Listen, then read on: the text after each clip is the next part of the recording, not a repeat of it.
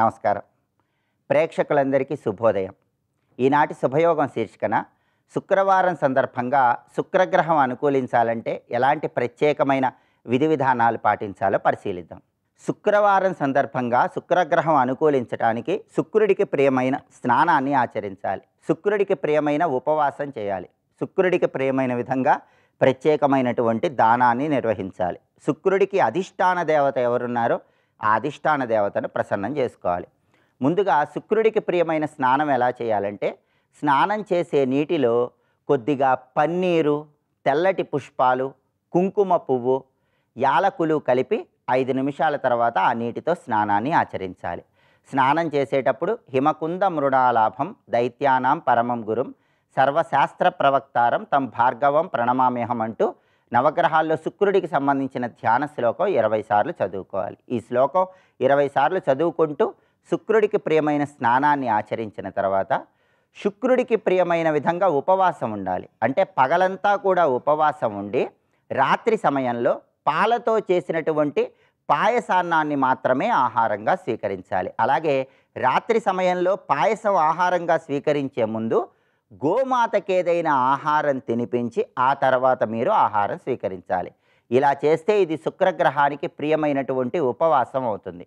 అలాగే శుక్రుడికి ప్రియమైనటువంటి దానాన్ని శుక్రవారం నిర్వహించడం ద్వారా శుక్రగ్రహ దోషాలన్నీ తొలగింపజేసుకోవచ్చు. ఆ దానం ఎలా ఇవ్వాలంటే, ఒక అరటి ఆకు తీసుకొని ఆ అరటి ఆకులో 1.25 కేజీ అలసందలు అంటే బొబ్బర్లు పోసి, దానితో పాటు 1 కిలో బియ్యం పోసి, అత్తరు ఉంచి, సుగంధ ద్రవ్యాలు ఉంచి, జాజికాయ, కుంకుమ పువ్వు వీటన్నిటినీ కూడా ఆ అరటి ఆకులో ఉంచి శుక్రవారం ఉదయం 6 నుంచి 7 మధ్యలో కానీ, మధ్యాహ్నం 1 నుంచి 2 మధ్యలో కానీ, రాత్రి 8 నుంచి 9 గంటల మధ్య ప్రాంతంలో కానీ, అంటే శుక్రహోరలో ఎవరికైనా దానం ఇవ్వాలి. ఇలా శుక్రుడికి ప్రియమైన స్నానం చేయటం, ఉపవాసం ఉండటం, శుక్రగ్రహానికి ప్రియమైన దానాన్ని నిర్వహించడం ద్వారా జాతక శుక్రదోషాలు, రాశిపరంగా ఏర్పడే శుక్రదోషాలు తొలగింపజేసుకొని శుక్రగ్రహాన్ని సులభంగా ప్రసన్నం చేసుకోవచ్చు. అలాగే శుక్రుడికి అధిష్టాన దైవం రాజరాజేశ్వరి దేవి అంటే లలిత అమ్మవారు. కాబట్టి శుక్రవారం రోజు రాజరాజేశ్వరి అష్టకాన్ని చదివినా విన్నా, లలితా సహస్రనామ స్తోత్రాన్ని చదివినా విన్నా కూడా శుక్రగ్రహాన్ని సులభంగా ప్రసన్నం చేసుకోవచ్చు. అలాగే ప్రతి గ్రహానికి కూడా అంతరిక్ష అధిదేవతలు ఉంటారు. ఈ అంతరిక్ష అధిదేవతలు చాలా శక్తివంతమైనటువంటి దేవతలుగా తంత్ర గ్రంథాలలో చెప్పడం జరిగింది. శుక్రుడికి అంతరిక్ష అధిదేవత కమలా మహాదేవి అని ప్రామాణిక తంత్ర గ్రంథాల్లో చెప్పారు. కాబట్టి శుక్రవారం సందర్భంగా కమలా మహాదేవి స్తోత్రాన్ని పఠించిన లేదా కమలా మహాదేవి స్తోత్రాన్ని శ్రవణం చేసిన సంపూర్ణంగా జాతక శుక్రదోషాలు, రాశిపరంగా ఏర్పడే శుక్రదోషాలు తొలగింపజేసుకొని శుక్రుణ్ణి చాలా సులభంగా ప్రసన్నం చేసుకోవచ్చు. ఈ ప్రత్యేకమైన విధి విధానాలు శుక్రవారం పాటించడం ద్వారా సకల శుభాలను సిద్ధింపజేసుకోండి. కుటుంబ కలహాలు నివారింపజేసుకోవటానికి, కళారంగంలో విశేషంగా రాణించటానికి, వివాహ ప్రయత్నాలు విజయవంతం చేసుకోవటానికి, రాజయోగాన్ని అందిపుచ్చుకోవటానికి శుక్రుడికి సంబంధించిన ఈ విధి విధానాలు పాటించండి. సకల శుభాలను సిద్ధింపజేసుకోండి. రేపటి శుభయోగం శీర్షికన శనివారం సందర్భంగా ఎలాంటి ప్రత్యేకమైన దానాలు నిర్వహించడం ద్వారా శనిదోష తీవ్రతను తగ్గింపజేసుకోవచ్చు, శనిదోషాన్ని తొలగింపజేసుకోవటానికి ఎలాంటి ప్రత్యేకమైన దేవతా వృక్షాలను పూజించాలో పరిశీలిద్దాం. నమస్కారం.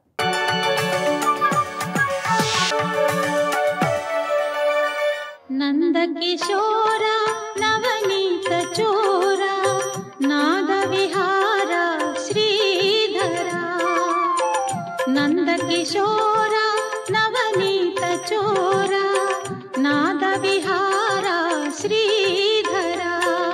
కృతార్థత అన్న, కృతకృత్యత అన్న, ధన్యత అన్న ఒకటే తెలుసుకోండి. ధన్యత అన్న ఇదే.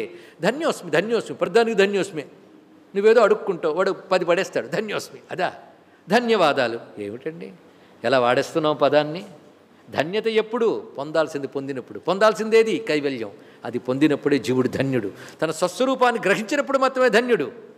అదే కృతకృత్యుడు ఎప్పుడవుతావంటే ఇదం గుహ్యతమం శాస్త్రం అంటే భగవానుడు కంప్లీట్ చేసాడు చూడండి. అది గుహ్యతమం. మిగిలిన చోట్ల ప్రారంభంలో గుహ్యం, గుహ్యతమం, అధ్యాత్మ సన్నిహితం అన్నాడు. ఇక్కడ చివరిలో చెప్తున్నాడు గుహ్యతమం. ఇతి గుహ్యతమం శాస్త్రం. ఎప్పుడైనా శాస్త్రం పూర్తయిన తర్వాత ఇతి ఓం నమ ఇతి అంటాం. ఇతి పూర్ణత్వానికి ఇది.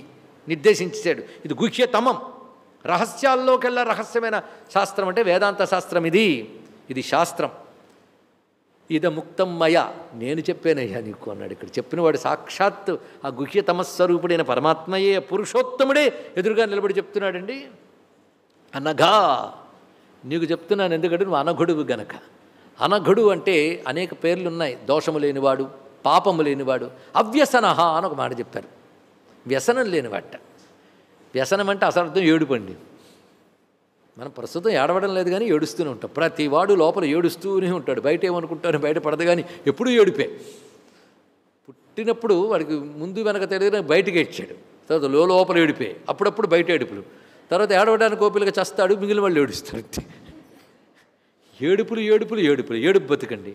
అవ్యసన అంటే ఏడుపు లేనివాడు, ఆనందస్వరూప. అది గొప్ప విషయం. ఇక్కడ ఎవడు పరమాత్మను పట్టుకుంటాడు వాడు ఏడుపు లేదు. అది అనఘ. ఏమి సంబోధన చేశారండి ఇక్కడ? ఈ అనఘ అనే మాట తర్వాత అధ్యాయానికి బీజం. దోషములు లేనివాడా. నీకెందుకు చెప్పాను? దోషాలు లేవు గనుక. దోషాలు లేనివాడికి జ్ఞానం, లేనివాడికి లేదు.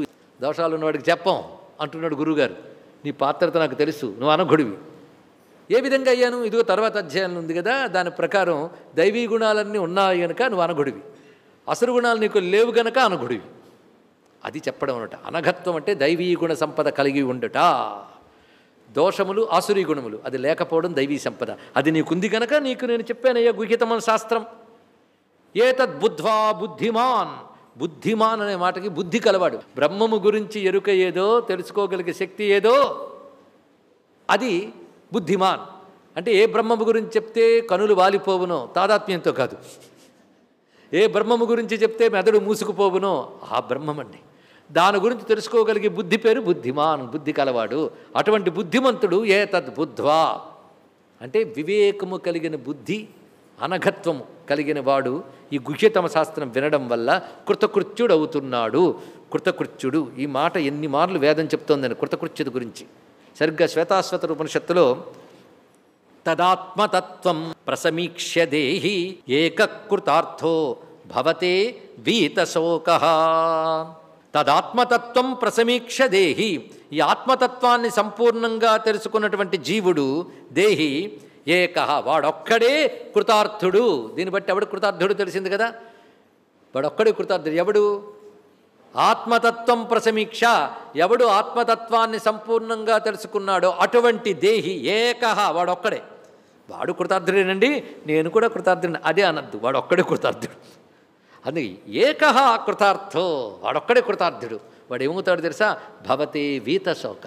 వాడు ఇంకా శోకమోహాలు వదిలిపెడతాడు నాయన అని చెప్పాడు ఇక్కడ. అటువంటి కృతకృత్యతనిచ్చే అధ్యాయాన్ని చెప్పాడు. దీన్ని ముగింపిస్తూ సారాన్ని అందిస్తారు శ్రీధరుల వారు. సంసార సాకినం చిత్వా స్పష్టం పంచదశే విభు పురుషోత్తమ యోగాక్షే పరంపదముపాదిశత్. ఇదండి 15వ అధ్యాయం యొక్క సారాంశం. ఒక జ్ఞానంలో ఉన్నటువంటి వివిధ కోణాలని ఎలా గ్రహించారో తెలుసుకోగలిగితే ఒక సంపూర్ణతని ఎలా ఆవిష్కరించామన్న అనుభూతిని పొందగలరు. అవునా లేదా? ఎందుకంటే ప్రథమం నుంచి వృక్షం నుంచి మొదలుకొని ఒక సమీక్ష చేసుకుంటూ వచ్చాం. అందుకే సంసార సాకినం చిత్వా పురుషోత్తమ యోగాఖ్యే పరంపదముపాదిశత్. ఇది మొత్తం చెప్పబడింది. ఈ సంసార వృక్షాన్ని ఛేదించి ఏ పరమపదమును పొందాలో ఆ పరమపదం గురించి చెప్పారు. పరమపదమే పురుషోత్తమ అని పురుషోత్తమ తత్వ ప్రతిపాదన జరిగింది. 16వ అధ్యాయంలోకి వెళుతున్నాం. ఇక్కడేం చెప్తున్నాడు స్వామివారు?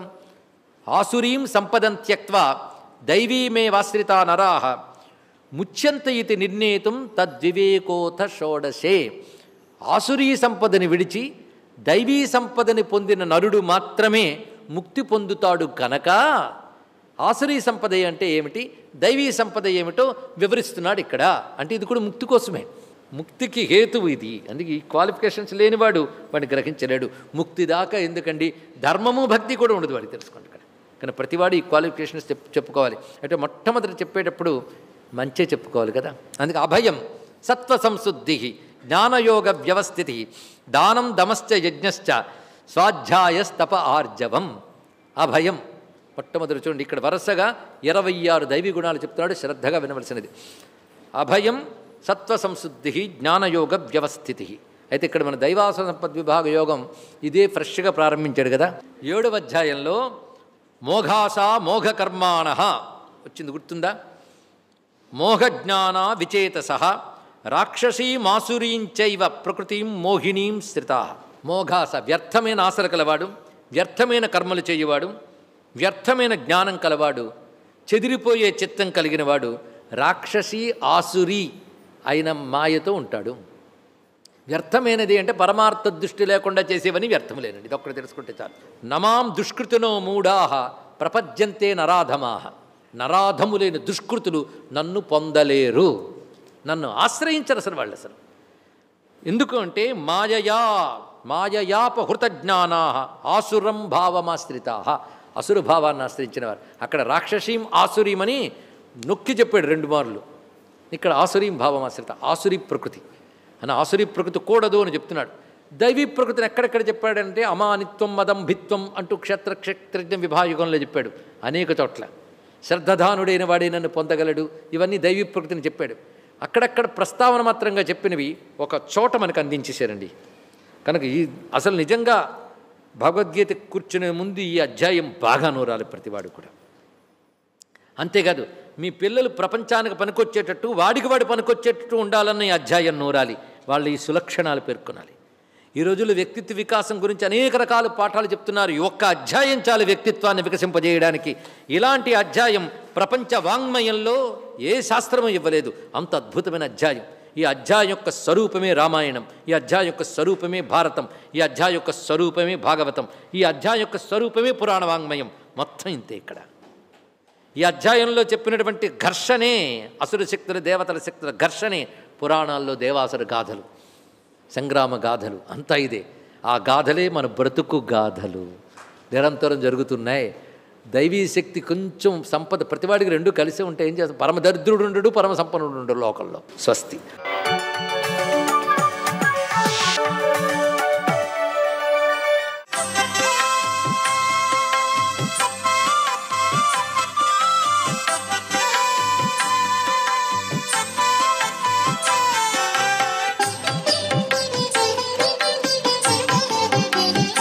ఓం నమో నారాయణాయ.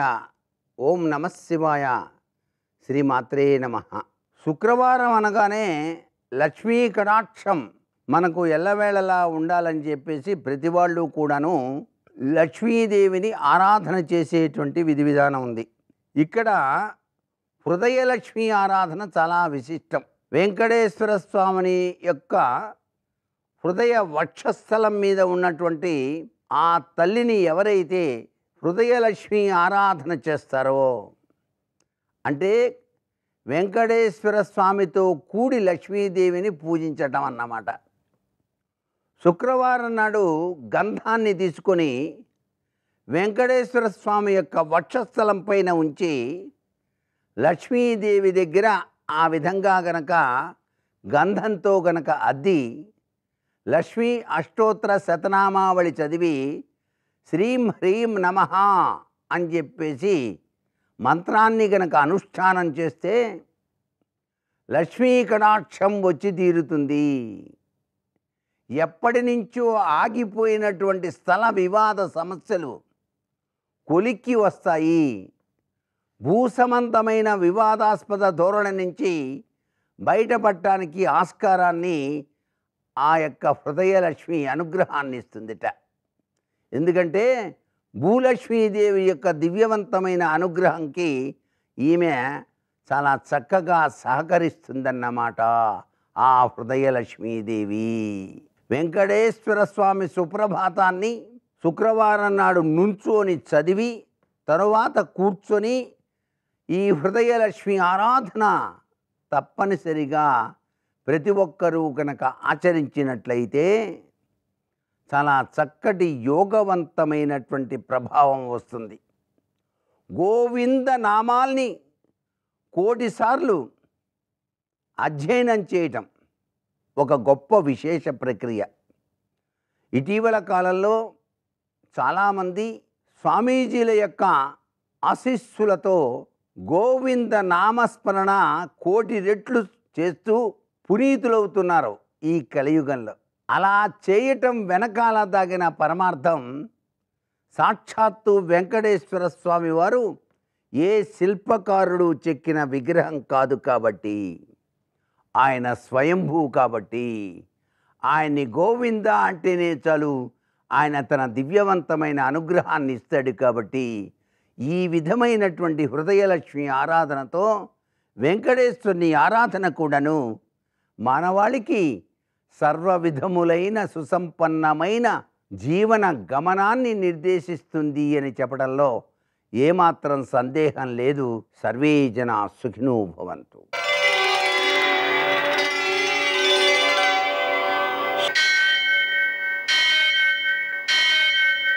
సహస్రశీరుషం దేవం విశ్వాక్షం విశ్వశంభువం విశ్వం నారాయణం దేవమక్షరం పరమం పదం విశ్వతః పరమాం నిత్యం విశ్వం నారాయణగుం హరిం విశ్వమేవేదం పురుషస్తద్విశ్వముపజీవతి పతిం విశ్వస్యాత్మేశ్వరం శాశ్వతం శివమచ్యుతం నారాయణం మహాజ్ఞేయం విశ్వాత్మానం పరాయణం.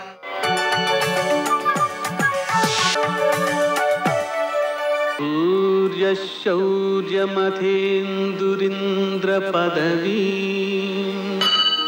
సన్మంగళం మంగళం. లక్ష్మీం క్షీరసముద్రరాజతనయాం శ్రీరంగధామేశ్వరీం దాసీభూతసమస్తదేవవనితాం లోకైకదీపాంకురాం శ్రీమన్మందకటాక్షలబ్ధవిభవ బ్రహ్మేంద్రగంగాధరాం త్వాం త్రైలోక్యకుటుంబినీం సరసిజాం వందే ముకుందప్రియాం. నేటి కాలమాన విశేషాలను గమనిద్దాం. స్వస్తి శ్రీ చాంద్రమాన శోభకృన్నామ సంవత్సరం ఉత్తరాయణం శశిరఋతువు ఫాల్గుణమాసం శుక్లపక్షం శుక్రవారం. సూర్యోదయం 6:25 సూర్యాస్తమయం 6:22 తిథి షష్ఠి రాత్రి 10:14 వరకు, నక్షత్రం కృత్తిక సాయంకాలం 4:13 వరకు, వర్జం లేదు. దుర్ముహూర్తం ఉదయం 8:51 నుంచి 9:35 వరకు, మరల మధ్యాహ్నం 12:49 నుంచి 1:36 వరకు, అమృతకాలం మధ్యాహ్నం 1:54 నుంచి 3:27 వరకు, రాహుకాలం శుక్రవారం కాబట్టి ఉదయం 10:30 నుంచి 12 గంటల వరకు, అష్టకవర్గ రీత్యా శుభప్రదమైన సమయం మధ్యాహ్నం 2:20. నేటి విశేషం శుక్రవారం ప్రదోషం. శుక్రవారం కాబట్టి మనం లక్ష్మీనారాయణులకు మారేడు దళాలతో పూజ చేయడం ద్వారా సంపద సిద్ధించడంతో పాటు అది అనుభవయోగ్యమవుతుంది. అలాగే మోక్షకాంక్ష బలపడుతుంది. లక్ష్మీ అష్టోత్తర శతనామ స్తోత్రాన్ని 108 సార్లు, లక్ష్మీ హృదయం 5 సార్లు, కనకధారాస్తవం 3 సార్లు పారాయణ చేయడం ద్వారా లక్ష్మీదేవి యొక్క అనుగ్రహంతో అనుభవయోగ్యమైన సంపద వృద్ధి చెందుతుంది. ప్రదోషం ఉంది కాబట్టి ప్రదోష సమయంలో మారేడు దళాలతో సూర్యాస్తమయం నుంచి 1:12 సమయంలో శివుణ్ణి ఆరాధించడం ద్వారా ఒక్కొక్క మారేడు దళం వేసినప్పుడల్లా 3 జన్మల పాపాన్ని హరిస్తూ మనకు గొప్ప పుణ్యాన్ని సమకూర్చి పెడుతుంది. నేటి ఆణిముత్యాలు.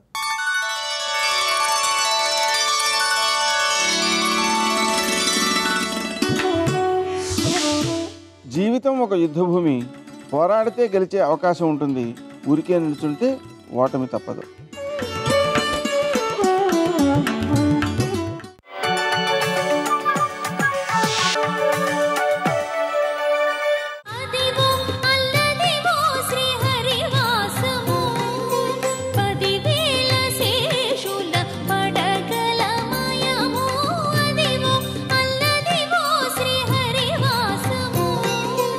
స్వామి పుష్కరిణీ స్నానం సద్గురో పాదసేవనం ఏకాదశి వ్రతం చాపి త్రయం అత్యంత దుర్లభం అంటారు. వెంకటాచలం విషయంలో ఆ కొండ ఎంత గొప్పదో, స్వామి ఎంత గొప్పవాడో, అక్కడ ఉన్నటువంటి పుష్కరిణి కూడా అంత గొప్పది. దానికి స్వామి పుష్కరిణి అని పేరు. స్వామి పుష్కరిణి స్నానం దొరకమంటే దొరికేది కాదు అని చెప్పబడినటువంటి జాబితాలో ఒకటి స్వామి పుష్కరిణిలో స్నానం చేయడం. సద్గురువు పాదసేవనం, సద్గురువు యొక్క పాదసేవనం లభించమంటే లభించదు. సద్గురువు పాదసేవనం. ఏకాదశి వ్రతం చాపి, ఏకాదశి వ్రతం అంత తేలికైన విషయం కాదు. ఎందుకని అంటే ఏకాదశి వ్రతం చేసేటప్పుడు మనసులో దానికి పూర్వాంగంగా చెయ్యవలసినటువంటి భావన గురించి వింటే ఉద్విగ్నత కలుగుతుంది. అయ్య బాబాయ్ అసలు అలాంటి భావన చేసి వ్రతం చేయగలమా అనిపిస్తుంది. అందుకే ఏకాదశి వ్రతం చాపి త్రయం అత్యంత దుర్లభం. ఈ 3 లభించమంటే లభించేవి కావు. అంటే అంత శక్తివంతములు. ఒక్కొక్క దానికి ఇంత ఫలితం ఉంటుంది అని చెప్పడం సాధ్యం కాదు. ఇంత ఫలితం ఉంటుంది అని చెప్పడం సాధ్యం కానటువంటి మహత్తరమైనటువంటి 3 విషయములను చెప్పి ఆ 3టిలో స్వామి పుష్కరిణి స్నానము కూడా ఒకటి అని ప్రతిపాదించారు. స్వామి పుష్కరిణి 7 కొండల మీద ఏర్పడినటువంటి వైనం పరమ పవిత్రమైనటువంటిది. సరస్వతీ నది అందరికీ పరిచయమైనటువంటి నది. ఆ సరస్వతీ నది అధిష్టాన దేవత ఒకానొకప్పుడు పరమేశ్వరుడి గురించి గొప్ప తపస్సు చేసింది. ప్రతి నదికి అధిష్టాన దేవతలు ఉంటారు. అది అనుభవంలో తెలుసుకున్నటువంటి పెద్దలు ఎందరో ఉన్నారు. గోదావరి నది యొక్క అధిష్టాన దేవతా దర్శనాన్ని పొంది గోదావరి నది అధిష్టాన దేవత యొక్క అనుగ్రహ ప్రసాదంగా ఎన్నో ప్రయోజనములను పొందినటువంటి పెద్దలు ఉన్నారు. అలాగే కృష్ణవేణి నది యొక్క అధిష్టాన దేవత అనుగ్రహం పొందిన వారు ఉన్నారు.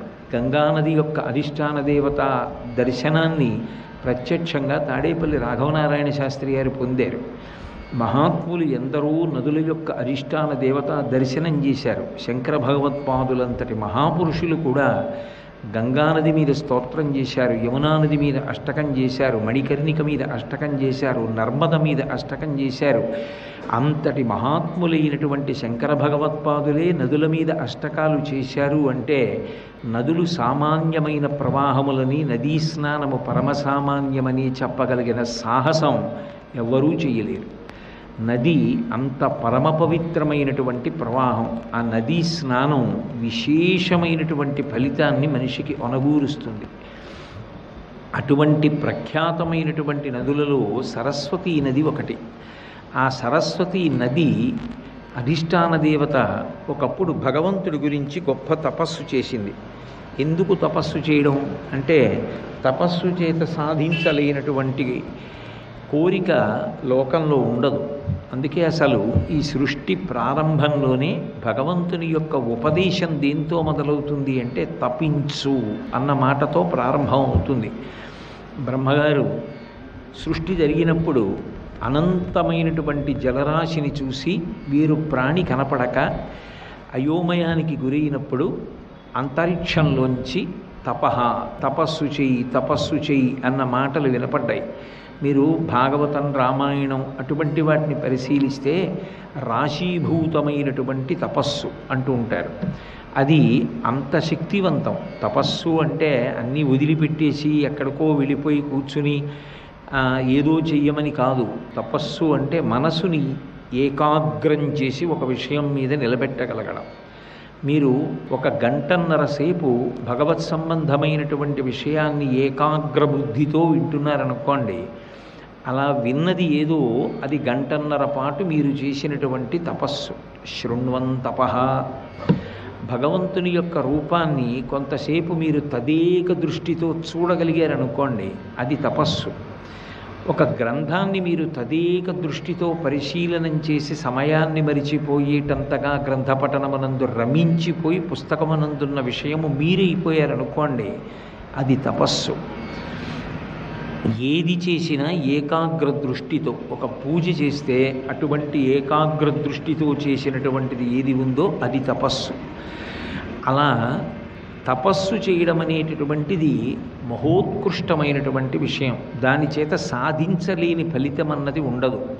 అందుకే సరస్వతీ నది కూడా తన మనసులో ఉన్నటువంటి అభీష్టాన్ని నెరవేర్చుకోవడానికి గొప్ప తపస్సు చేసింది. సర్వం శ్రీ ఉమామహేశ్వర పరబ్రహ్మార్పణమస్తు. స్వస్తి.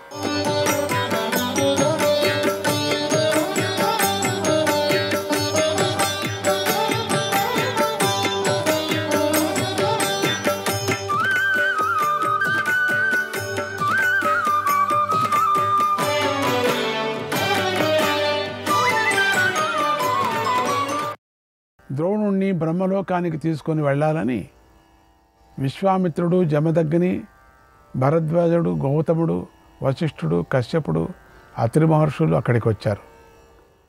వారితో పాటు శిఖతులు, పృష్ణులు, గర్గులు, సూర్యకిరణాలను త్రాగే వాలకిల్య మహర్షులు, భృగువంశీయులు, అంగీరసులు సూక్ష్మ రూపంలో అక్కడికి వచ్చారు.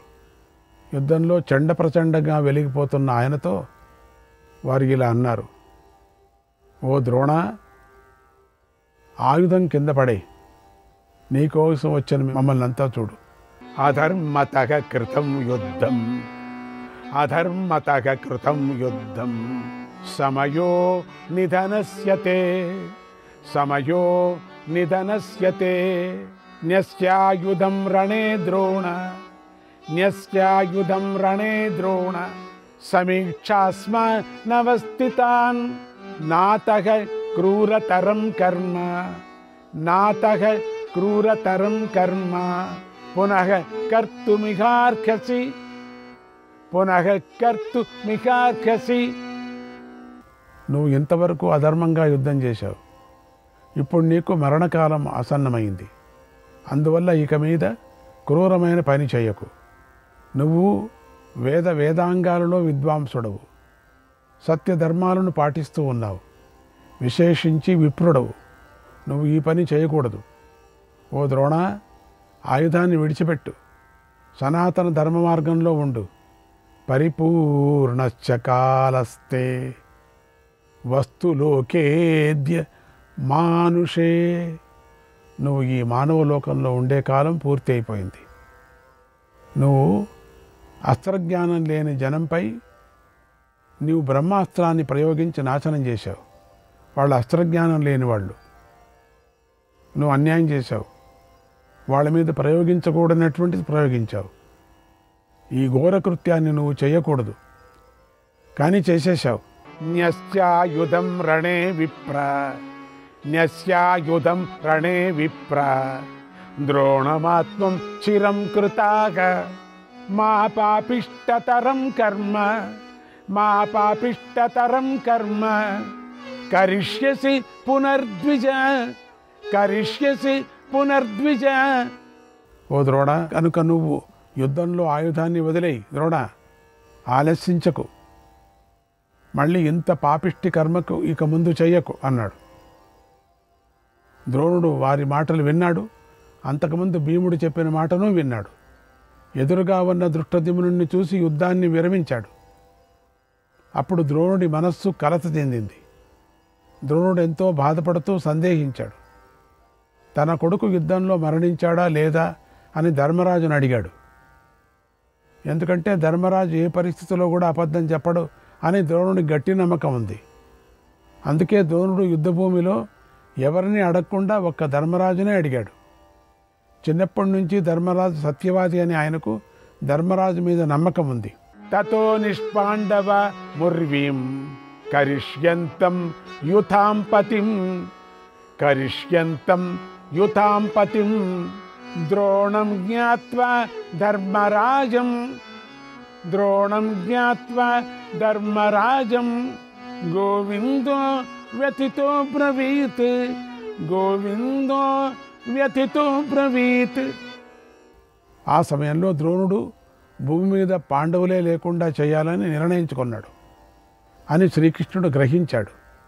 ఎంతో బాధపడుతూ ధర్మరాజుతో ఇలా అన్నాడు, ఓ ధర్మరాజా, ద్రోణుడు కోపించి ఇక ఒక్క రోజు యుద్ధం చేస్తే చాలు, నీ సేన మొత్తం నాశనం అయిపోతుంది. నేను నిజం చెప్తున్నాను, కాబట్టి నువ్వు ఇప్పుడు మమ్మల్ని ద్రోణుడి నుండి రక్షించు. ఇలాంటి పరిస్థితిలో సత్యం కంటే అబద్ధమే శ్రేష్టమైంది. జీవిత రక్షణ కోసం అబద్ధం చెప్పవలసి వస్తే చెప్పేవాడికి అసత్యమైన మాటతో వచ్చే పాపం కలగదు అన్నాడు. అంటే ప్రాణం పోయేటప్పుడు అబద్ధం చెప్పవచ్చు, ప్రాణం రక్షించుకోవటానికి. అప్పుడు భీముడు ఇలా అన్నాడు, ఓ మహారాజా, ఇది ద్రోణుడి వధోపాయం అని తెలుసుకొని నేను మీ సేనలో సంచరించే అశ్వత్థామనే పేరు గల ఏనుగును చంపేశాను. ఆ ఏనుగు మాళవరాజైన ఇంద్రవర్మది. నేను ద్రోణాచార్యుని వద్దకు వెళ్ళి అశ్వత్థామ మరణించాడు, ఇక నువ్వు యుద్ధాన్ని విరమించు అని చెప్పాను. కానీ ఆయన నా మాట నమ్మలేదు. సత్వం గోవింద వాక్యాని మానయస్వ జయైషిణ. అందువల్ల ఓ రాజా, నువ్వు మన జయం కోరుకునే కృష్ణుని మాటను పాటించు. అశ్వత్థామ మరణించాడని ద్రోణునికి చెప్పు. రాజా, నీవు ఇలా చెబితే ఆ విప్రుడు యుద్ధం చేయడు. ముల్లోకాలను నువ్వు సత్యవాక్కుల గలవాడిగా ప్రసిద్ధికి ఎక్కుతావు కదా. మన క్షేమం కోసం అబద్ధం చెప్పు. నీ ఒక్క అబద్ధం అందరి జీవితాలను కాపాడుతుంది, గుర్తుపెట్టుకో. రెండవది, నువ్వు అబద్ధం చెప్పినట్టు లేదు. అశ్వత్థామ అనే ఒక ఏనుగు కదా. ధర్మరాజు ఆ మాటను విన్నాడు. కృష్ణుడి వాక్యాలతో ప్రేరణ పొందాడు. అసత్యం పలకటానికి భయపడుతూ జయాన్ని కోరుకున్నాడు. అశ్వత్థామాహత ఇతి అశ్వత్థామాహత ఇతి శబ్దముచ్చైశ్చ చారక శబ్దముచ్చైశ్చ చారక అవ్యక్తమబ్రవీద్రాజన్ అవ్యక్తమబ్రవీద్రాజన్ హతః కుంజరక ఇత్యుత హతః కుంజరక ఇత్యుత. ఆ ద్రోణునితో అశ్వత్థామ హతుడయ్యాడు అని పెద్దగా చెప్పి ఏనుగు హతమైంది అనే మాటలు వినిపించకుండా అస్పష్టంగా చెప్పాడు. అప్పటి వరకు ఆయన రథం భూమి కంటే 4 అంగుళాలు ఎత్తులో ఉండేది. అలా అబద్ధం చెప్పేసరికి ధర్మరాజు రథాశ్వాలు నేలను తాకాయి. ఎప్పుడు పైన ఉండేదట.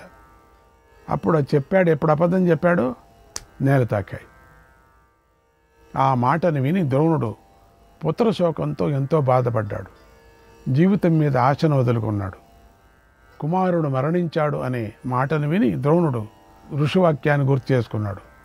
నేను మహాత్ములైన పాండవులకు అపకారం చేశాననుకున్నాడు. నేను మోసం చేశాననుకున్నాడు. మనస్సులో ఎంతో కలత చెందాడు. దృష్టద్యుమ్నుడిని చూసి పూర్వంలాగా యుద్ధం చేయలేకపోయాడు అన్నాడు సంజయుడు. శ్రీకృష్ణాయ పరమాత్మనే నమః. 191వ అధ్యాయం. సంజయుడు ధృతరాష్ట్రుడికి ఇలా చెప్పాడు. ఓ మహారాజా, ద్రోణుడు అశ్వత్థామ మరణించాడనే చెడు వార్తను విని చాలా కలత చెందాడు, దుఃఖించాడు. ఆయన మనస్సు ఎంతో బాధపడింది. ఆ సమయంలో దృష్టద్యుమ్నుడు ద్రోణుడిపై దాడి చేశాడు. పూర్వము ద్రుపద మహారాజు ద్రోణుణ్ణి వధించాలని గొప్ప యజ్ఞం చేశాడు. ఆ జ్వలిస్తున్న అగ్ని నుండి దృష్టద్యుమ్నుడు జన్మించాడు. ఆ దృష్టద్యుమ్నుడు ద్రోణుణ్ణి వధించాలని అనుకున్నాడు. ధనస్సును దృష్టద్యుమ్నుడు చేతిలోకి తీసుకున్నాడు. దృష్టద్యుమ్నుడి చేతిలో అగ్నిలాగా వెలిగిపోయే ఆ ధనస్సును చూసి కౌరవ పక్షంలోని సైనికులందరూ ఇక మాకు మృత్యుకాలం సమీపించింది అనుకున్నారు. ద్రోణుడు కూడా అతడి బాణాన్ని చూసి ఇప్పుడు ఈ శరీరాన్ని త్యాగం చేసే సమయం వచ్చింది అనుకున్నాడు. దాన్ని అడ్డుకోవాలని ప్రయత్నం చేశాడు. ఆ సమయంలో ద్రోణుడికి నచాస్యాస్త్రాణి రాజేంద్ర ప్రాదురాసన్ మహాత్మనగ. కావలసిన దివ్యాస్త్రాలు వెనుకటిలాగా గుర్తుకు రాలేదు. అయిపోయింది దానిపైన. ద్రోణుడు నిరంతరము బాణప్రయోగం చేస్తూ ఉండటం వల్ల అప్పటికి 4 పగళ్ళు 1 రాత్రి గడిచిపోయాయి. ఆ రోజుకి పగలు 3 జాములు గడిచింది. ఒకవైపు ఆయన బాణాలన్నీ అయిపోయాయి. మరొక పక్క ద్రోణుడు పుత్రశోకంతో బాధపడుతున్నాడు. దివ్యాస్త్రాలు ప్రసన్నం కాలేదు. మరో ప్రక్క ఋషివాక్యాలు ప్రేరేపిస్తున్నాయి. ఇక ఈ సంఘటనలన్నీ చూసి ద్రోణుడు శస్త్రాలను విడిచిపెట్టాలని అనుకున్నాడు. ఆయన తన దివ్యమైన ఆంగీరసం అనేటువంటి ధనస్సును తీసుకొని బ్రహ్మాస్త్రాలు లాంటి బాణాలను తీసుకొని దృష్టద్యుమ్నుడి వైపుకి ప్రయోగించి అతడి బాణాలతో ముంచేశాడు. అతన్ని బాగా గాయపరిచాడు. దృష్టద్యుమ్నుడు ఇంకో ధనస్సును తీసుకొని పదునైన బాణాలతో ఆయన వక్షస్థలం మీద కొట్టాడు. ద్రోణుడు యుద్ధంలో బాగా గాయపడి కూడా ఏమాత్రమూ కంగారు పడలేదు, తడబడలేదు. ఆ పరిస్థితిలో కూడా తీవ్రమైన ఘోరమైనటువంటి యుద్ధం చేశాడు. ఆ యుద్ధాన్ని చూసి యోధులు దేవతలు ఎంతో ఆశ్చర్యపోయారు. ఆ సమయంలో ద్రోణుడి వద్ద చాలా దగ్గరగా ఉండే యోధుడి మీద ప్రయోగించడానికి జానుడు పొడవు గల వైతస్త్రికాలు అనేటువంటి బాణాలు మాత్రమే ఉన్నాయి. వైతస్తికాలు అనేటువంటి ఆ బాణాలు కృపాచార్యుడు, అర్జునుడు, అశ్వత్థామ, కర్ణుడు, ప్రద్యుమ్నుడు, సాత్యకి, అభిమన్యుడు అనే వారి వద్ద మాత్రమే ఉన్నాయి. ఇంతలో కృష్ణార్జునుడు శత్రుసేన మీదకు దూకి ఉత్సాహంగా యుద్ధం చేస్తున్నారు. సాత్వికి ద్రోణుడితో భీకర యుద్ధం చేశాడు అన్నాడు సంజయుడు. శ్రీకృష్ణాయ పరమాత్మనే నమః. 192వ అధ్యాయం. సంజయుడు ధృతరాష్ట్రుడికి ఇలా చెప్తున్నాడు: ఓ మహారాజా, ధర్మరాజు, నకుల, సహదేవులు, భీముడు, సాత్వికి చుట్టూ నిలబడ్డారు. దేవాసుర సంగ్రామంతో సమానమైన ఆ మహాయుద్ధం అక్కడ ఘోరంగా జరుగుతూ ఉండగా ధర్మరాజు క్షత్రియులతో ఇలా అన్నాడు: ఓ మహావీరులారా, అందరూ సిద్ధం కాండి, ద్రోణుడి మీదకు దూకండి. ద్రోణుడితో దుష్టద్యుమ్నుడు యుద్ధం చేస్తున్నాడు. తన శక్తి కొద్దీ ద్రోణుడిని నాశనం చేయటానికి ప్రయత్నిస్తున్నాడు. ఈరోజు ఈ మహాయుద్ధంలో దుష్టద్యుమ్నుడు ద్రోణుడిని సంహరిస్తాడని అనిపిస్తుంది. అందువల్ల మీ అందరూ కలిసి ద్రోణుడితో యుద్ధం చేయండి అని ఆజ్ఞాపించాడు.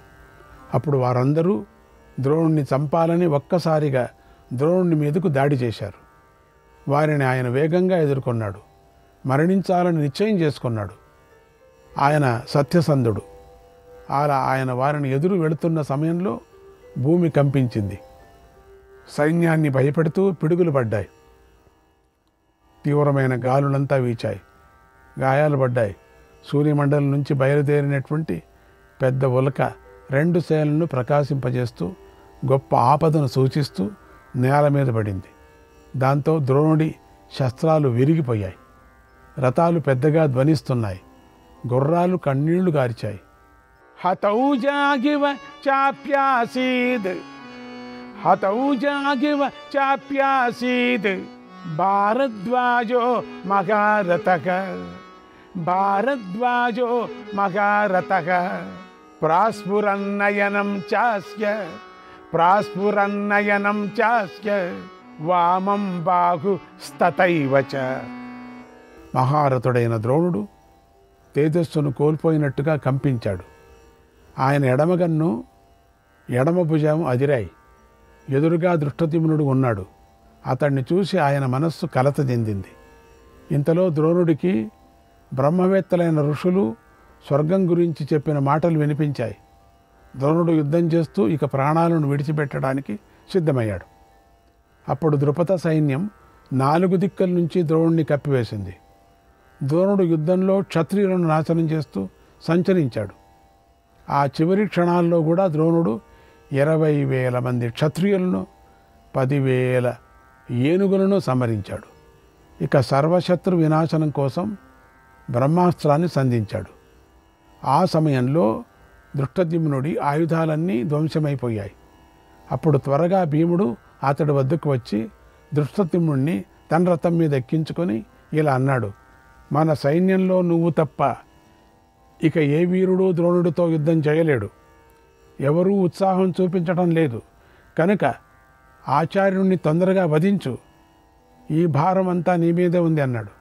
అప్పుడు దృష్టద్యుమ్నుడు ఉత్సాహంతో ధనుస్సును పట్టుకొని కోపించాడు. ద్రోణుని రక్షిస్తున్న వసాతులు, శివవంశీయులు, బాహ్లీకులు, కౌరవులను దృష్టద్యుమ్నుడు చంపేశాడు. దృష్టద్యుమ్నుడు బాణాలతో దిక్కులన్నిటినీ కప్పివేస్తూ శోభించాడు. ద్రోణుడు బాణాలతో దృష్టద్యుమ్నుడి ధనస్సును ఖండించి గాయపరిచాడు. అప్పుడు దృష్టద్యుమ్నుడు ఎంతో బాధపడ్డాడు. ఇంతలో భీముడు తన రథాన్ని ఆచార్యుడి రథానికి దగ్గరగా తీసుకొని వచ్చి మెల్లగా ఆయనతో ఇలా అన్నాడు: ఓ ఆచార్య, బాగా చదువుకున్న విప్రులు తమకు శాస్త్రం చెప్పినట్లుగా కర్మకాండతో తృప్తి పడకుండా పరధర్మాన్ని ఆశ్రయించి యుద్ధం చేయకుండా ఉంటే క్షత్రియ జాతి నశించకుండా ఉంటుంది. మీ విప్రధర్మాన్ని మీరు పాటించండి, అందులోనే తృప్తి పడండి. క్షత్రియ ధర్మాన్ని ఎందుకు ఆశ్రయిస్తారు? క్షత్రియుల్ని ఎందుకు నాశనం చేస్తారు? మీరు క్షత్రియులు కాదు, విప్రులని తెలుసుకోండి. విప్రులై యుద్ధానికి వస్తారా మీరు? సకల ప్రాణులను హింసించకుండా ఉండటమే చాలా గొప్ప ధర్మం అని చెప్తారు కదా, మీకు అనిపించలేదా అది? దానికి మూలం విప్రుడు అని గ్రహించండి. మీరు వేదవేత్తల్లో శ్రేష్ఠులై ఉన్నారు. ఓ విప్ర, భార్యపుత్రులకు ధనం సంపాదించి ఇద్దామనే కోరికతో మీరు ఇతర క్షత్రియులను వధించారు. స్వధర్మాన్ని అనుసరించే క్షత్రియులను ఎంతోమందిని చంపారు మీరు. అయినా కూడా మీరు సిగ్గుపడటం లేదు. ఎవరి కోసం మీరు యుద్ధం చేపట్టి ఎవరి కోసం జీవిస్తున్నారో అతడు మీకు వెనుక వైపు పడి నేలకూలి ఉన్నాడని మీకు తెలియటం లేదు. ఆ మీ కొడుకు నేల మీద పడి ఉన్నాడని గ్రహించండి. ఇంకా ఎందుకు ఆయుధాన్ని పట్టుకున్నారు? ధర్మరాజు ఇంతకుముందు చెప్పిన మాటను సందేహించకండి అని అది నిజం అన్నాడు భీముడు. ఆ మాటలు విని ద్రోణుడు ధనస్సును వదిలేశాడు. ఇంకా ఇతరమైన అన్ని అస్త్రాలను వదిలేయాలని ఇలా అన్నాడు. ఓ కర్ణ, ఓ మహాధనుర్ధార, ఓ కృపాచార్య, ఓ దుర్యోధన, ఇక మీరు యుద్ధంలో విజయం కోసం ప్రయత్నించండి. నేను మళ్ళీ మళ్ళీ చెబుతున్నాను, పాండవుల నుంచి మీకు మేలు కలుగుగాక. నేను ఆయుధాలను విడిచిపెడుతున్నాను అని ఆయన అశ్వత్థామను పేరు పెట్టి పిలిచాడు. యుద్ధరంగంలో శస్త్రం వదిలి రథం మీద కూర్చున్నాడు. సకల ప్రాణులకు అభయాన్ని ఇచ్చాడు. తర్వాత యోగాన్ని అవలంబించాడు. యోగనిష్ఠుడయ్యాడు. అప్పుడు ద్రోణుణ్ణి దెబ్బతీయటానికి దృష్టద్యుమ్నుడికి మంచి అవకాశం లభించింది. వెంటనే దృష్టద్యుమ్నుడు కత్తి పట్టుకొని రథం మీద నుంచి కిందికి దూకాడు. వేగంగా ద్రోణుడి మీదకి వెళ్ళాడు. ద్రోణుడు అప్పుడు యోగస్థితిలోనే ఉన్నాడు. దృష్టద్యుమ్నుడికి వశుడై ఉన్నాడు. అది చూసి మానవులు, ఇతర ప్రాణులు పెద్దగా ఆహాకారాలు చేశారు. కొంతమంది చీచీ అన్నారు. ద్రోణుడు ఇవేవీ పట్టించుకోలేదు. శస్త్రాలు వదిలి పరమ జ్ఞానంతో లీనమైపోయాడు. తతోక్త్వా యోగమాస్తాయ జ్యోతిర్భూతో మఘాతపాగా పురాణం పురుషం విష్ణుం జగామ మనసా పరం.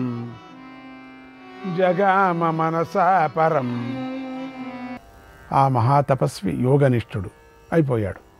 జ్యోతిస్వరూపుడు అయిపోయాడు. మనస్సులో పురాణ పురుషుడైన మహావిష్ణువును ధ్యానించసాగాడు. ఆయన ముఖం కొంచెం పైకెత్తుంది. ఆయన తన వక్షస్సును ముందుకు పెట్టి స్థిరం చేసుకున్నాడు. విశుద్ధమైన సత్వంతో ఉండి కన్నులు మూసుకొని హృదయంలో సదృఢంగా ధారణ చేశాడు. ఓమిత్యేకాక్షరం బ్రహ్మ